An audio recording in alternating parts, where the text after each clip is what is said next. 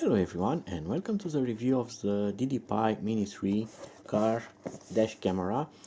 This thing has several features such as wireless connectivity, big resolution which is around 1600p, so more than Full HD. It has a G sensor, it has an app for your mobile phone, it has a large aperture lens, so this should have good night vision, and particularity of it is the fact that it has a built-in internal storage. It doesn't use micro SD card. The producer claims that they use a special memory chip which has much longer endurance and better stability in time than a regular flash drive. So we'll see about that. But the good thing is you don't have to buy a micro SD card for it. It will work out of the box. So you are going to get a manual which shows how to install it, how to use the app. It's in English and it's well written. All the basic informations are here and some of the other options that the camera has.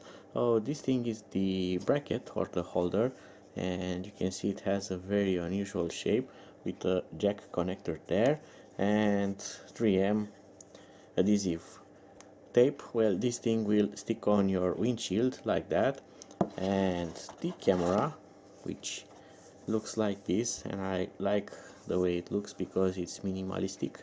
It's not that obvious when you have this installed. It will not draw too much attention. This thing will just enter like that, and it's now connected. It's docked, and you can rotate it around 360 degrees in its holder, so you can orient the camera to your car inside if you want to, or as a regular camera you can rotate it on the windshield to see the outside of your car through your driving windshield. So let's see what else you get in the box. There's a adapter, USB adapter for powering it up. It has 2 ports, so that's comes handy because you may want to charge your mobile phone, so you can charge the phone and use the camera at the same time. This is an emergency button. Pressing this will send a signal to the camera, and the camera will lock the current file that is recording. For instance, you have observed an accident or something like that. Press the button and that will make sure that the camera will not delete that file. So when it's loop recording, it will replace the older files but not the file that was locked using this button. So that's a good thing to have. Some cameras have this button somewhere on them. That's not very well thought, because when you are driving you need to move your hand and press the button on the camera. The camera may be somewhere on the top part of your windshield by the mirror, so it puts you in a bit of bad situation, so you need to press the button. Well, this thing will be close to you and you can actually stick this, and you will see how. So besides this you get a long power cable and a regular micro USB cable, and there is the sticky pad for the button.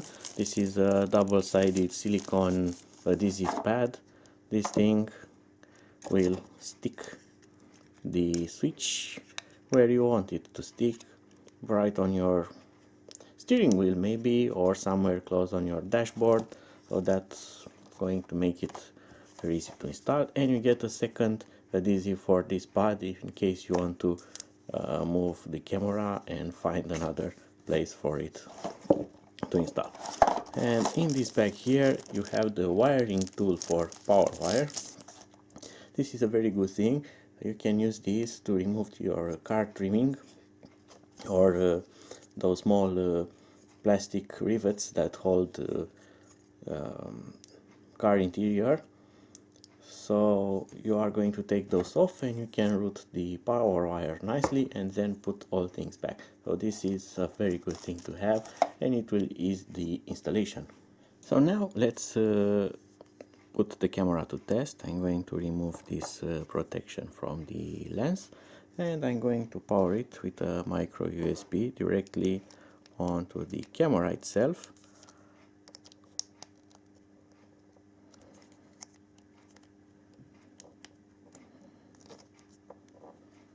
Hello, DDpai.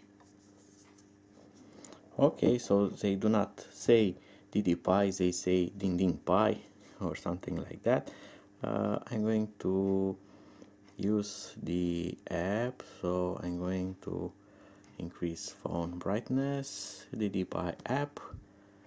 Alright, okay, they want access to some things, and let's see, how do we add the camera? Please add the camera first. So I'm going to press that plus, so it needs location. I'm going to enable location, and I'm going to press the plus again, and there it goes, DDpai. The password is 1234567890. It's written in the manual, and I'm going to press add camera, and there you go, you have image from the camera already. And let's see what the app can do. So I have this download button, I have this snapshot button, takes a picture, drag left to playback, so this puts it in playback mode, and that will make it full screen. Exit landscape mode. Oh, and I have a setting here when I'm in full screen mode to actually select the resolution, recording level, Full HD, 2K and 2K plus. Those are the resolutions that the camera can record into. And you have indication for the battery level.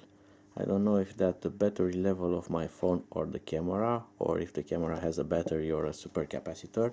That is not documented. Maybe I need to check the manual. And let's go back. Let's see what else we have here. So camera on the road. Oh, you can actually upload and share your recordings through the app if you want to.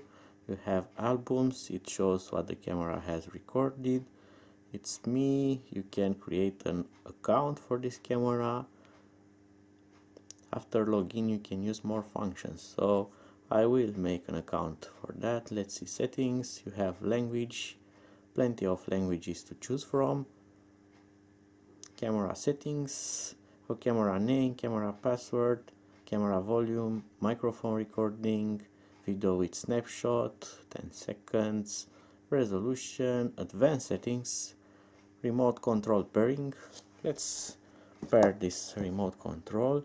So I'm going to pull this plastic tab out, and now I'm going to press on connect, and that was it, just a short press and it's now connected. You have this lens distortion correction that removes the fisheye if you want to, date and time, startup sound, and you have this parking mode, but you need to supply the camera with power, and you can record in time-lapse or normal record what happens around the car, and you also have the G sensor, which is enabled by default.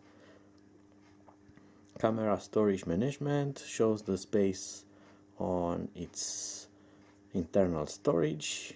You can format it, it will delete all things. And what is use frequency? Oh, it's a graphic, it shows how much it writes on it. Camera info, version, running time since I powered it on, and my phone model. What else we have here? Application advanced settings. Okay. On the camera, is there something else? This will take it to the live preview back, and you have this time here time slider that will show the recording that is on the camera already, and you can magnify the timeline and you can see snapshots of the recording. So that's very useful. So the camera takes a snapshot once every 10 seconds like it's set up into the app. That is very useful for quick searching various moments that you have recorded. The app also has some really smart features, and the camera has a logger which creates a virtual design of the track, so it knows that you have taken a left turn or right turn. It shows the g-force, the deviation, slope, angle, and key driving events, and that all is stored and made possible to be seen in this video with all these indications. And of course then you can also use the application to edit the video. You can trim it, you can add effects, you can edit photos, improve colors and things like that, like this trim option here, and you can keep the original picture quality if you wish to. So the app is rather advanced. And of course you have an option to share the video. You can upload it directly to a lot of apps.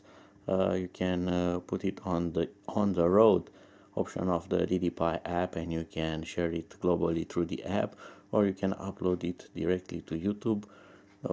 The app is kind of designed to skip the PC usage. It does all that you need to do just in the app, so you can download the video, edit the video, upload the video, and the same goes for the pictures. For example, if I go to images and I open this random snapshot, you can go into edit, and you have here filters, colors, a lot of things here, and you can also crop the picture, edit the picture, and it will open apps. If you have Snapseed or things like that, you can put this photo into the editing app and edit it there.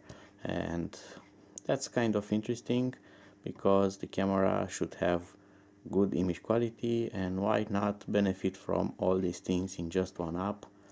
Makes it actually more useful than a regular camera, so you may get other uses for a dash camera than regular dash footage recording.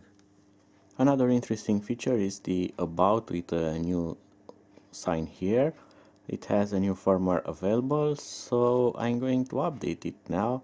Fixed bugs, it doesn't give too much details, so update now.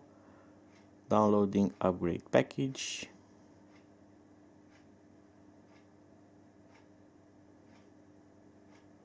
So the mobile phone disconnects from the camera, connects to your Wi-Fi network, downloads the package, and then disconnects from your local network and then connects back to the camera, and it will update the firmware on the camera. It will upload it.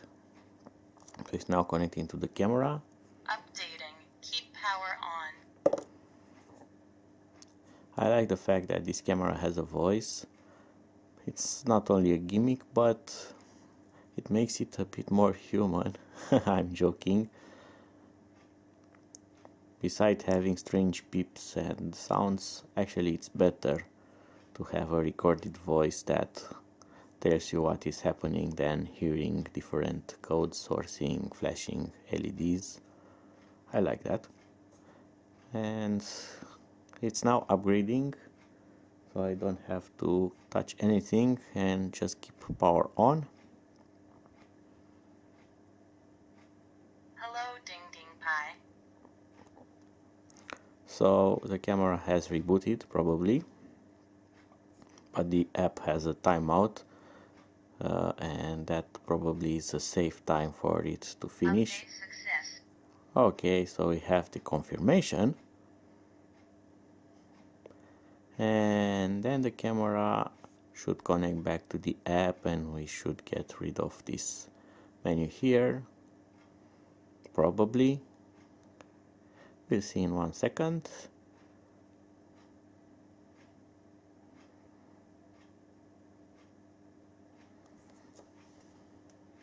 And there you go, upgrade successful. So exit upgrade, And now I can go back to the camera and let's try to connect back to it.